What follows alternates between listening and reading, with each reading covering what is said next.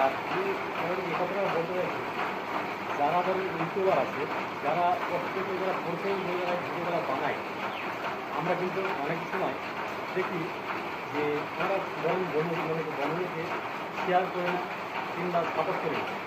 কিন্তু ভাই এটা আপনারা একটু ভেবে দেখবেন, আপনারা যেমন ধরেন পরিশ্রম করেন, পরিশ্রমের কোনো পারিশ্রমিক পান, কিন্তু আমরা যে ভাই পরিশ্রম করি ভাই, যারা ইউটিউবার যারা আছে তারা যে পরিশ্রম করি ভাই, কিন্তু এই কথাটা কিন্তু আপনারা মাথায় কেউ রাখেন না।